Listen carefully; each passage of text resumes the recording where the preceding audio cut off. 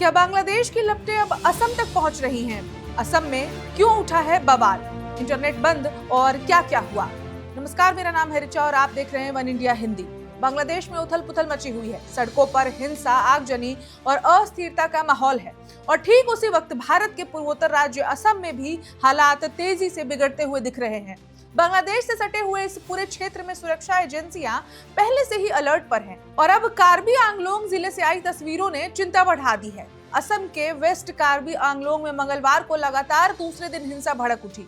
हालात इतने बिगड़ गए कि प्रशासन को इंटरनेट सेवाएं तक बंद करनी पड़ी। झड़पों में अब तक 2 लोगों की मौत भी हो चुकी है और कम से कम 8 लोग घायल बताए जा रहे हैं। वहीं पुलिस और प्रदर्शनकारियों के बीच हुई हिंसक झड़पों में 34 पुलिसकर्मी भी घायल हुए हैं, जिनमें एक आईपीएस अधिकारी भी शामिल है। असम के मुख्यमंत्री हिमंत बिस्वा शर्मा ने खुद सोशल मीडिया प्लेटफॉर्म एक्स पर पोस्ट करके हालात पर चिंता जताई है। उन्होंने कहा कि वे स्थिति पर करीबी से नजर बनाए हुए हैं और शांति बनाए रखने के लिए खेरोनी इलाके में अतिरिक्त सुरक्षा बल तैनात किए जाएंगे। मुख्यमंत्री ने यह भी कहा कि सरकार बातचीत के जरिए समाधान निकालने की कोशिश कर रही है ताकि हालात और ना बिगड़े। लेकिन सवाल ये है कि आखिर हिंसा की जड़ क्या है?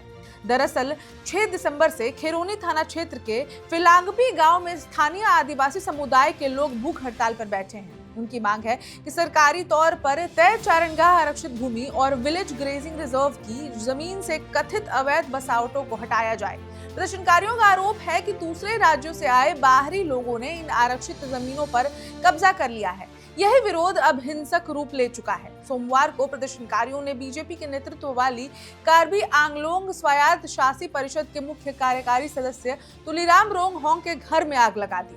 इसके बाद प्रशासन ने इलाके में भारतीय नागरिक सुरक्षा संहिता की धारा 163 लागू कर दी, लेकिन इसके बावजूद मंगलवार को हालात फिर बेकाबू हो गए। भीड़ को काबू करने के लिए पुलिस को लाठीचार्ज करना पड़ा, आंसू गैस के गोले दागे गए और कई गाड़ियों में आगजनी की गई। असम के पुलिस महानिदेशक हरमीत सिंह खुद मौके पर कैंप कर रहे हैं। उन्होंने साफ कहा है कि पुलिस पर दोनों तरफ से हमला हुआ और हालात बेहद तनावपूर्ण हैं। अब इस पूरे घटनाक्रम को अगर बांग्लादेश के हालात से जोड़कर देखें तो चिंता और गहरी हो जाती है, क्योंकि बांग्लादेश में चल रही हिंसा, अल्पसंख्यकों पर हमले और राजनीतिक अस्थिरता के बीच असम जैसे सीमावर्ती राज्य में इस तरह का तनाव सुरक्षा एजेंसियों के लिए बड़ा अलर्ट है।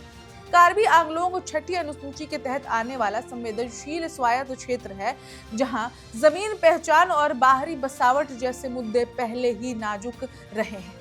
सवाल साफ है, क्या ये सिर्फ स्थानीय जमीन विवाद है या फिर क्षेत्रीय अस्थिरता का असर भारत के भीतर भी अब दिखने लगा है? हालात गंभीर हैं, निगाहें सरकार और प्रशासन के अगले कदम पर टिकी हुई है। इस खबर में इतना ही। अपडेट्स जो भी होंगे आप तक पहुंचाते रहेंगे। देखते रहिए one India. Subscribe to One India and never miss an update. Download the One India app now.